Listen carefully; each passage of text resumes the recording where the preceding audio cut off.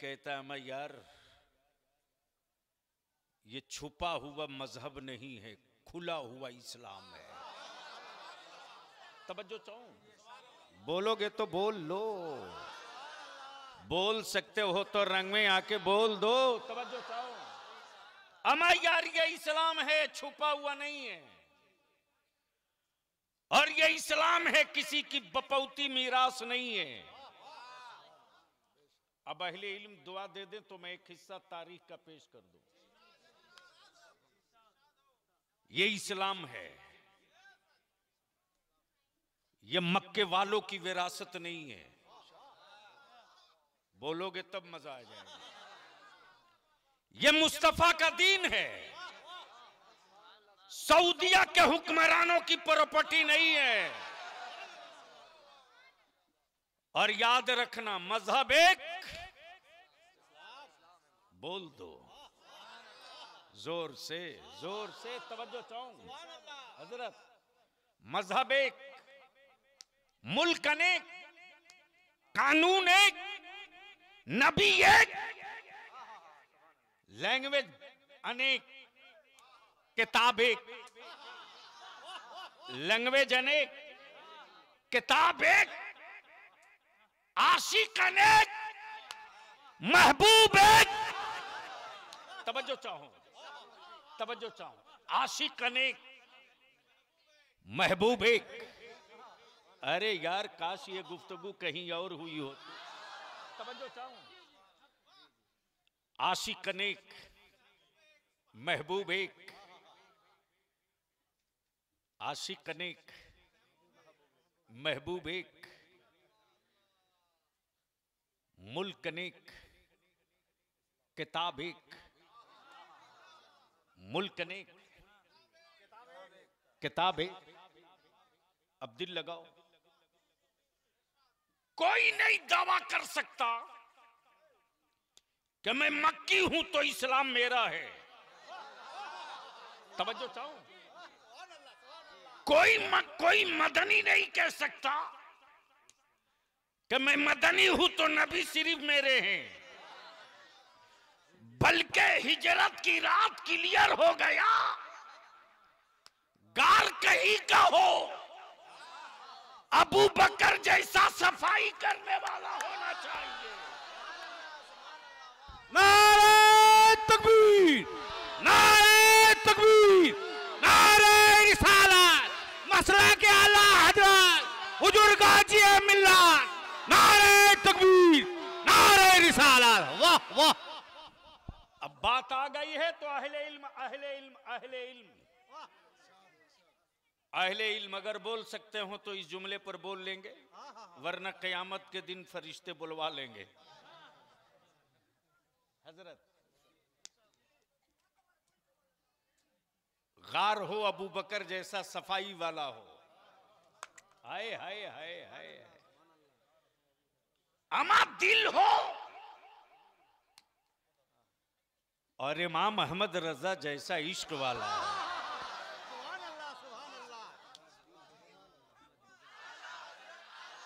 लगा जोर से, डरता किस बात से है।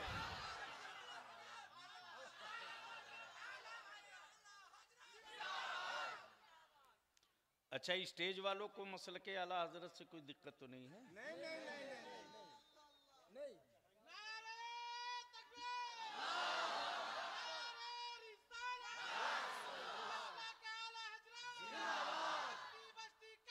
हाय हाय हाय हाय,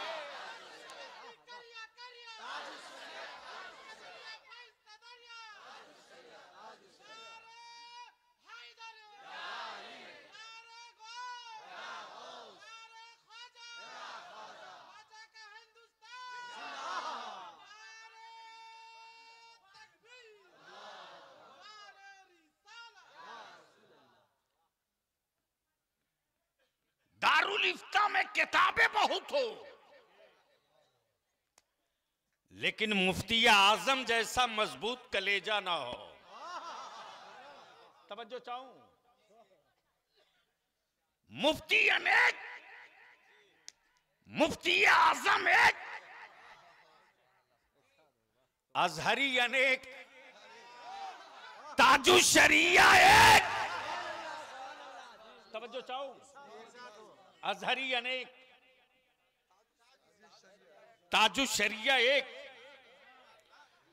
अब बलियावी कहता हो काबे का इमाम, हरम का मुफ्ती, अगर तूने यहूदियों का टुकड़ा नहीं खाया है तो आज फलस्तीन में गिरती हुई लाशों पे चुप क्यों है? बैतुल मुकद्दस की अजमत की जंग लड़ रहे, वीरान पड़ रही मावों की गोद की हिमायत में बोलता क्यों नहीं? तो अब यहीं से फर्क देख ले। हमें मालूम है कि बॉडी बहुत अच्छी हो और दिल बुज़दिल का हो तो कुछ नहीं हो सकता है, लेकिन जिस्म पतला हो, दिल इमाम हुसैन के गुलाम का हो तो जो कोई सोच नहीं सका है वो सब हो जाएगा। मुहिब्बे गिरामी अलहाज अल्लाह रखा साहब का फोन पहुंचा और ये जंगीपुर मेरा तीसरा सफर है। गर्चे जो कामयाबी मिलनी चाहिए नहीं मिली है, लेकिन मैंने अभी हिम्मत नहीं हारी है,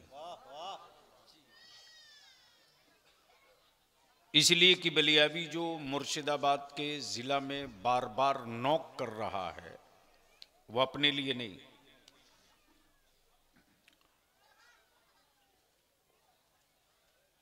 बलियावी को इससे मतलब नहीं है, मुल्क बहुत बड़ा है, लेकिन मेरे सामने जो फिल्म दिख रही है कि आने वाले दिनों में मुर्शिदाबाद में क्या होने वाला है, उस फिल्म को देखने के बाद एहसास हो रहा है। ए प्लीज सुन सकते हो तो सुनो वरना घर जाओ।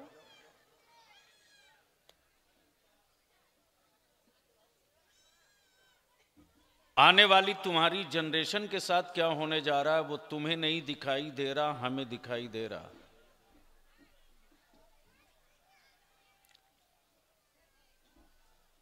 और जब तक कि हम अपने आने वाली जनरेशन के लिए सीरियस नहीं होंगे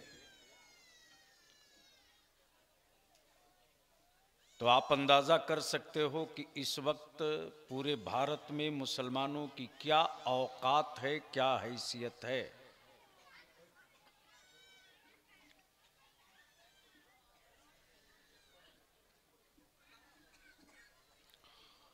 उलमाए किराम से गुजारिश है कि अगर मोबाइल से फुर्सत हो और एक आलिम के मनसब पर खुद को फायज महसूस करते हो तो चंद मिनट की मेरी गुजारिश सुन लीजिए। 100% तो आप हम रिजल्ट की उम्मीद नहीं करते, लेकिन मरने से पहले अपने सीने का बोझ हल्का करके मरना चाहेंगे कि हमने कोशिश नहीं की।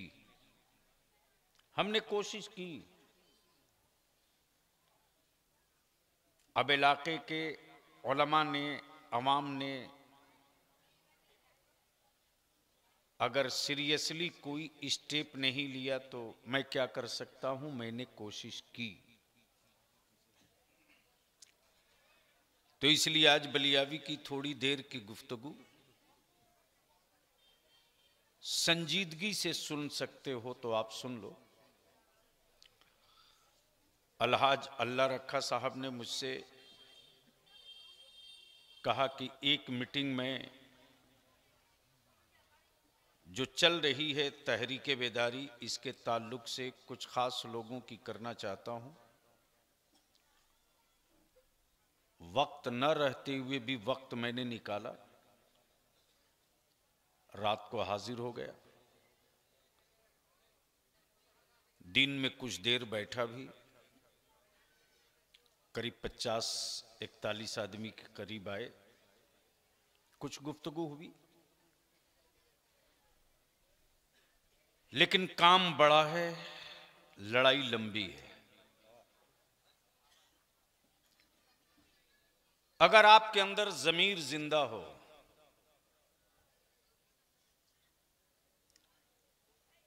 आप अगर लाश नहीं बने हो, तो पिछला 1 हफ्ता पहले इंडिया के पार्लियामेंट का एक्सीडेंट याद कर लो। जब हिंदुस्तान की पार्लियामेंट में भारत के संविधान के रचयिता, राइटर डॉक्टर भीमराव अंबेडकर के खिलाफ किसी ने अपमान किया, तो हिंदुस्तान का हर दलित, हर हिंदुस्तानी बेचैन होकर सड़क पर निकल गया। लेकिन इसी मुल्क में, इसी भारत में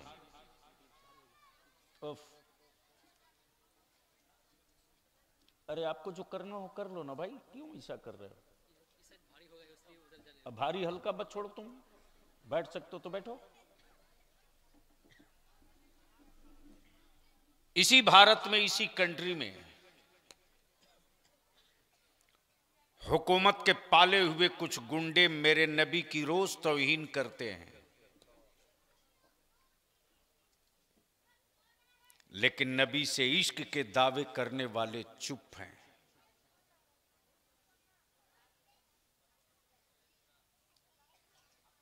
जैसे बर्फ जमी हो।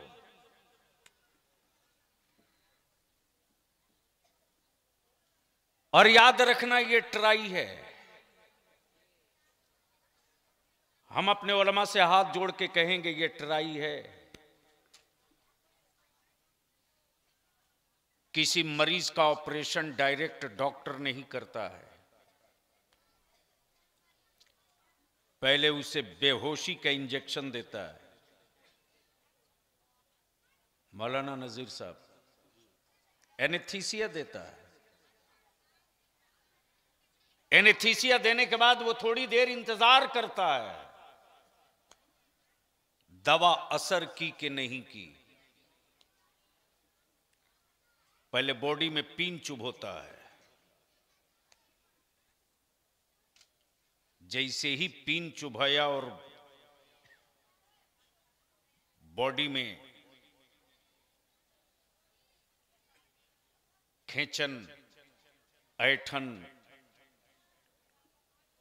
या एहसास अगर हो गया पेशेंट को तकलीफ का, तो डॉक्टर फिर रुक जाता है, इंतजार करता है। थोड़ी देर के बाद फिर पीन चुभ होता है। अगर पूरा पीन चुभो दिया और मरीज की बॉडी पर किसी तरह का कोई एक्शन नहीं आया, तब डॉक्टर अपना नश्तर निकालता है, जितना जी चाहता है उतना काटता है।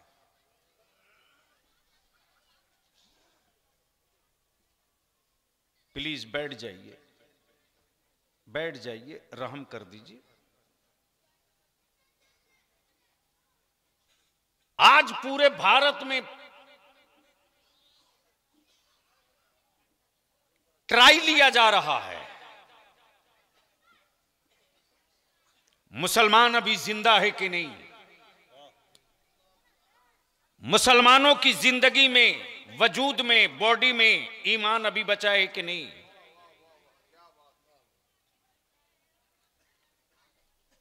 कभी मस्जिदों के नीचे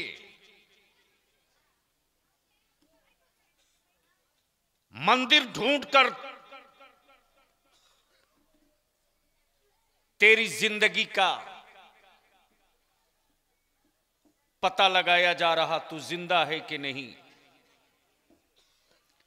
कभी रसूलुल्लाह की इज्जत पे हाथ डाल के पता किया जा रहा तू जिंदा है कि नहीं।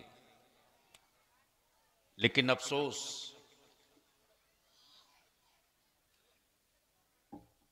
जिस कौम जिस मजहब में आखिरत का कोई तसव्वुर नहीं, उस कौम के स्वाभिमान को चोट लगे तो सड़क पे आ जाती है, और जिस कौम को आखिरत पर ईमान के साथ मुस्तफा की शफाअत पर ईमान है, उस कौम के वजूद में कितनी जिंदगी है वो आप समझ सकते हो। इसलिए आज बलियावी की थोड़ी देर की गुफ्तगू अगर दिल में जगह हो तो बैठा लो, और एहसास जिंदा हो तो हम उलमाए कराम से अपील करेंगे कि अब बांग्लादेश में तख्ता पलट के बाद जो सबसे रडार पर कोई डिस्ट्रिक्ट है तो मिदनापुर 24 परगना नहीं है, मुर्शिदाबाद है। और ये पब्लिक डोमेन में बोल करके बलियाबी अपने कांधे का बोझ आज उतार दिया। अगर होश में आ गए तो 50 साल तक तेरी औलादों को कोई आंख नहीं दिखाएगा, और अगर ऐसे ही बेहोशी में रहे तो आने वाले दिनों में तेरी औलादें चौक चौराहों पर अपना नाम अब्दुल्ला नहीं बता पाएंगी जो सामने दिख रहा। तो क्या इरादा है? कुछ सुनने का मूड है? कितने लोगों का? उठाए रखो। जिसका नहीं उठा है उसको उठा के घर भेज दो। उड़ा दोनों हाथ पूरी ताकत से। स्टेज वाले भी हैं तो उठाओ, डर क्यों रहे हो? या तो बलियावी को आने मत दो, या अगर बुला रहे हो तो साथ निभाने की हिम्मत रखो। खड़ा हो जाओ। आप लोग मत खड़ा हो, आप लोग नहीं, ये पहलवान। लगाओ जोर से। भाई क्या रसूल। मेरे साथ स्टेज से लेकर जमीन तक किसी का हाथ नीचे न रहे। ए बेटे, मैं कहां आ गया हूं यार? नहीं, मुझे नहीं पता था कि मैं कहां आ गया हूं। नहीं, वो बच्चे हैं, उनको क्या पता है? अरे उन बच्चों को क्या पता है वो कहां आए हैं, किस लिए आए हैं? माँ बाप सोचे होंगे चलो अच्छा है, जो बच्चा किसी लायक नहीं रहता उसको मदरसे में भेज देते हैं। ये तो दीन मुस्तफ़ा की बरकत है कि जो किसी काम के लायक नहीं होता है उसको भी इमाम बना के निकाल दिया जाता है। इसलिए सुन सकते हो तो सुनो, मेरे साथ पूरी ताकत के साथ किसी का हाथ नीचे न रहे। मदीने की सरकार को आवाज दो, लब्बैक या रसूल अल्लाह, अल्लाहुम्मा लब्बैक या हबीब अल्लाह। नीचे थोड़ी आवाज माइक की कम कर दो, दिल लगाओ। आखिर भारत में मदरसों की जरूरत क्यों? प्लीज सुन सकते हो तो सुनिए, और स्टेज वाले अगर समझ ले तो सुभान अल्लाह जरूर बोल लेंगे। मुफ्ती साहब तशरीफ फरमाए, पूरी जिम्मेदारी से बोल रहा हूं। मौलाना जहांगीर साहब, सुभान अल्लाह कहने से निकाह नहीं टूटेगा और मजबूत हो जाएगा। तो बात अगर समझ में आ जाए तो आप बोल लीजिएगा। भारत में मदरसों की जरूरत क्या है? हाजी अल्लाह रखा साहब हैं कि चले गए? हैं? माशाअल्लाह, अल्लाह सलामत रखे। ये बरेली के इमाम इश्को मोहब्बत का सिपाही है। और याद रखना, वर्दी वाला रिटायर होता है, आशिक कभी रिटायर नहीं होता। तवज्जो चाहूं बाबू, अगर बैठ सकते हो तो बैठ लो, सुन सकते हो तो सुनो, वरना बलियाबी का कभी कभी आना आसान होता है, तकरीर कराना आसान नहीं होता। मैं इसके लिए जिंदा नहीं रखा गया हूं कि मरी हुई लाशों में डंडा मारूं। मैं इसलिए जिंदा रखा गया हूं ताकि वक्त से पहले तुझको मारने की कोई दवा मार्केट में ना बेचे। बाकी फैसला तुमको करना है। भारत में मदरसों की जरूरत क्यों? तवज्जो चाहूंगा अहले इल्म की।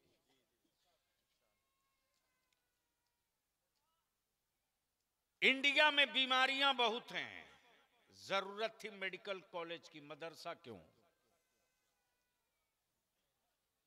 तवज्जो चाहूं पढ़े लिखे लोगों की। भारत में छुआछूत की बीमारी बहुत है,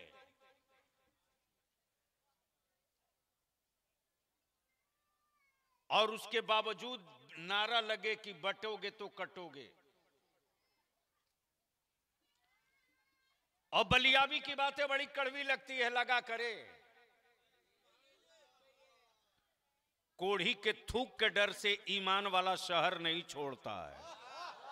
तवज्जो चाहूं, खोपड़ी में बात आवे तो बोलेंगे, बात समझ में आवे तो स्टेज वाले बोलेंगे, वरना घर सो जाए। बोल दो, बोल दो, बोल। अगर कोई कोढ़ी डरावे कि हम थूक देंगे तुझको भी कोढ़ हो जाएगा, तो बलियाबी कहता, अकल के टुअरो, जिन कोढ़ियों का इलाज कोई हॉस्पिटल नहीं करता, उन्हीं कोढ़ियों का इलाज बहराइच का मसूदे सालारे गाजी किया करता।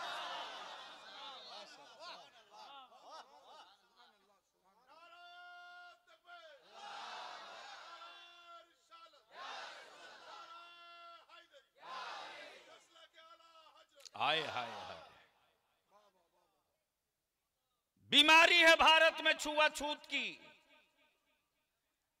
मसावात और बराबरी का कॉलेज क्यों नहीं खुला?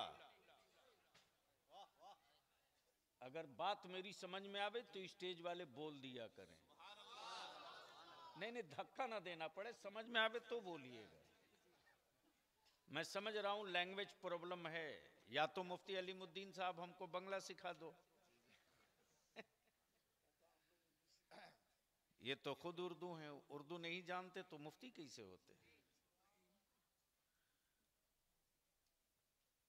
अब आप सोच सकते हो कि छुआछूत का आलम यह है कि सिवाय इस्लाम के बाकी कोई धर्म की किताब ऐसी नहीं है जिसको सब पढ़े।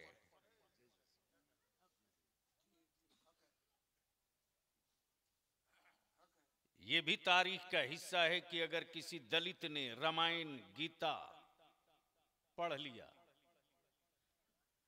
तो पिछली तारीख यह है कि उसके कान में शीशा पिला करके डाल दिया गया। तब बलियाबी